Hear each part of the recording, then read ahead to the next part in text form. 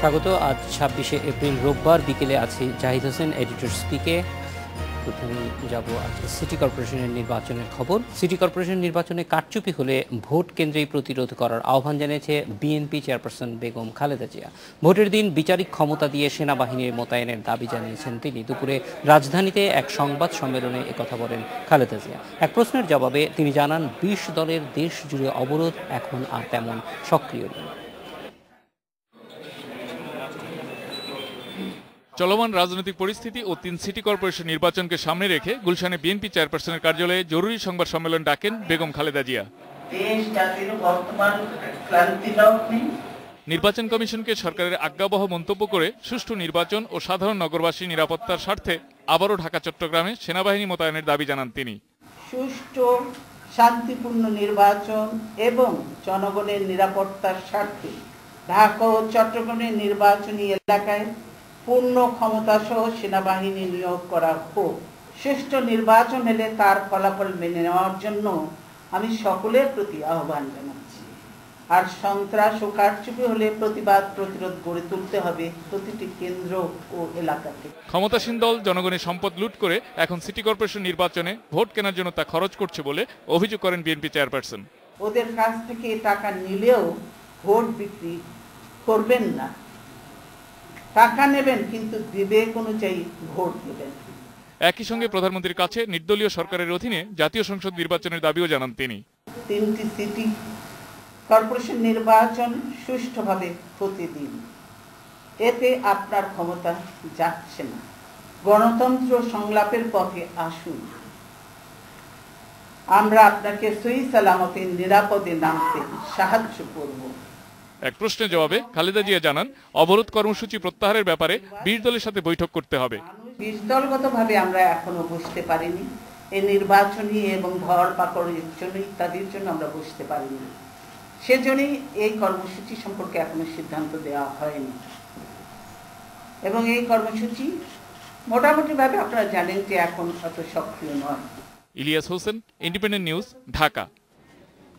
এ বিষয়ে কথা বলতে আমাদের সঙ্গে যোগ দিচ্ছেন সহকর্মী জাহানারা পারভীন।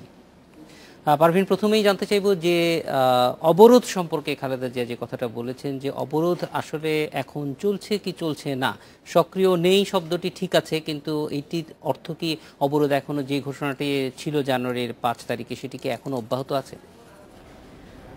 আমি যতদূর পরিস্থিতির কথা জানি, বিএনপির পক্ষ থেকে আসলে বিবৃতি দিয়ে অবরোধ কখনো বরকতুল্লাহ বুলু, কখনো দলের যুগ্ম মহাসচিব সালাউদ্দিন আহমেদ, কখনো দলের স্থায়ী কমিটির পক্ষ থেকে, কখনো সেলিমা রহমান, এই কয়েকজনের বরাত দিয়ে বিবৃতি দেওয়া হতো এবং ৪ দিন বা ৫ দিন পর পর নতুন করে অবরোধের যে চলমানের ঘোষণা দেওয়া হতো। কিন্তু আমরা দেখেছি যে ২৮শে মার্চের পর এই অবরোধ কর্মসূচি আসলে আর কোনো ঘোষণা আসেনি। বরকতুল্লাহ বুলুর সর্বশেষ যে বিবৃতি ছিল সেখানে বলা হয়েছে যে নতুন করে অবরোধ আরোপের কোনো ঘোষণা দেয়নি, কিন্তু বিএনপি অবরোধ আনুষ্ঠানিকভাবে ঘোষণা দিয়ে তুলেও নেওয়া হয়নি। যেরকম আমরা জানি ৫ জানুয়ারি বেগম জিয়া অবরোধের ঘোষণা দিয়েছিলেন অনির্দিষ্টকালের জন্য, কিন্তু যেভাবে ঘোষণা দেওয়া হয়েছিল কর্মসূচি তুলে নেওয়ার কোনো সিদ্ধান্ত আসেনি। আজ বেগম জিয়া এক প্রশ্নের জবাবে তিনি বললেন যে তিনি অবরোধ তুলে নিতে হলে দলের স্থায়ী কমিটি এবং ২০ দলের যেহেতু এটি কর্মসূচি তাদের সঙ্গে বৈঠক করতে হবে। ব্যাপারটা নিয়ে আসলে বিএনপির পক্ষ থেকেও কখনো স্পষ্টভাবে কিছু বলা হয়নি, কিন্তু বেগম জিয়া আজ নিজে স্বীকারই করে নিলেন যে এই কর্মসূচি সক্রিয় নয়। কিন্তু আমি আপনাকে স্পষ্ট করে বলতে পারি বিএনপির পক্ষ থেকে অবরোধ তুলে নেওয়ার কোনো ঘোষণা এখনো দেওয়া হয়নি। অর্থাৎ অনির্দিষ্ট যে অবরোধ, সেই অবরোধ আসলে স্বাভাবিকভাবে এখন আর কার্যকর নেই, কিন্তু এইটি যে আনুষ্ঠানিকভাবে প্রত্যাহার করা সেটি খালেদা জিয়াও যেটা বলেছেন যে ২০ দলের বৈঠকের প্রয়োজন আছে, ফলে এটা আমরা বলতে পারি যে সেই ঘোষণাটি এখনো ভ্যালিডই আছে, সেটি এখনো পর্যন্ত প্রত্যাহার করা হয়নি, কিন্তু এটা স্বাভাবিকভাবেই অবরোধের বলা যায় নিষ্ক্রিয় হয়ে গেছে, মৃত্যু হয়ে গেছে। পারভীন, অন্য একটি বিষয়ে একটু জানতে চাইব যে সামনে সিটি কর্পোরেশন নির্বাচন আছে এবং নির্বাচনের বিষয়ে বিএনপির পক্ষ থেকে যেটা বলা হয়েছে যে তাদের নেতাকর্মীরা এমনকি দলীয় নেতাকর্মীদেরকে এজেন্ট হওয়ার ক্ষেত্রেও, পোলিং এজেন্ট হিসেবে কাজ করার ক্ষেত্রেও তারা এক ধরনের ভয়ের মধ্যে আছে। এই ভয়টি কীরকম এবং এই ভয় থেকে বের হয়ে আসার ক্ষেত্রে কি শুধুমাত্র সেনাবাহিনীর উপস্থিতির দিকেই তারা তাকিয়ে আছেন নাকি অন্য কোনো মেজারমেন্টস তারা নিচ্ছেন? বিএনপির পক্ষ থেকে এর আগেও নির্বাচন কমিশনে গিয়েছিলেন বিএনপির নেতারা, কয়েক দফায় তারা প্রধান নির্বাচন কমিশনারের সঙ্গে বৈঠক করেছেন, দাবি জানিয়েছেন। সর্বশেষ মওদুদ আহমেদ দলের স্থায়ী কমিটির সদস্য প্রধান নির্বাচন কমিশনারের সঙ্গে বৈঠক শেষে তিনি বলেছেন যে বিচারিক শুধু সেনা মোতায়েন করলে চলবে না, তাদেরকে বিচারিক ক্ষমতা দিতে হবে। এবং আমরা দেখেছি যে নির্বাচন কমিশন থেকে সেরকম উদ্যোগ নেওয়া হয়নি, স্ট্রাইকিং ফোর্স হিসেবে সেনাবাহিনী রেখে দেওয়া হয়েছে।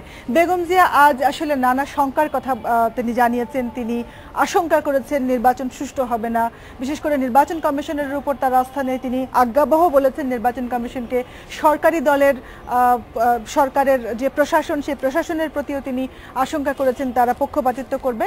বেগম জিয়ার শেষ ভরসা আজকের সংবাদ সম্মেলন থেকেও আমার যেটা মনে হয়েছে, তিনি নির্বাচন কমিশন নয়, সরকার নয়, প্রশাসন নয়, বেগম জিয়া সেনাবাহিনীর উপর শেষ পর্যন্ত এই নির্বাচনের বিষয়ে আস্থা রাখতে চান।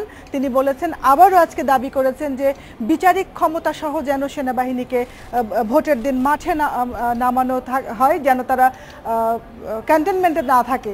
বেগম জিয়া মনে করছেন সেনাবাহিনীর উপর সরকারের আস্থা নেই এবং সেনাবাহিনী নিয়োগ করা হলে নির্বাচনে কারচুপি করে জয় সম্ভব হবে না, সেজন্য সরকার সেনা মোতায়েন করতে চাচ্ছে না। কিন্তু বেগম জিয়া পুরোপুরি আস্থা রেখেছেন সেনা মোতায়েনের উপর। তিনি দাবি জানিয়েছেন বিচারিক ক্ষমতা সহ সেনা মোতায়েনের জন্য নির্বাচনের দিন। পারভীন, একটি রাজনৈতিক দলের প্রধান এবং বাংলাদেশের 3 বার প্রধানমন্ত্রী ছিলেন খালেদা জিয়া, তিনি একটি কথা বলেছেন যে ভোট যদি কেউ প্রভাবিত করার জন্য এমনকি অর্থ দেয়, তাহলে ভোটাররা যেন সেই অর্থ নেয় এবং ভোটটি দেন তাদের বিবেক অনুযায়ী। এই জিনিসটিকে আসলে ভোটের যে অর্থ লেনদেনের যে সংস্কৃতির কথা আমরা শুনি, কিন্তু এখনো পর্যন্ত সুনির্দিষ্টভাবে আসলে এমনকি সংবাদ মাধ্যমও সবসময় এটি পারেনি তুলে ধরতে, সেটির ব্যাপারে এক ধরনের স্বীকৃতি দেওয়া হলো মনে করেন? আমি যখন ছিলাম, বেগম জিয়া যখন কথা বলছিলেন সেই সংবাদ সম্মেলনে আমি উপস্থিত ছিলাম।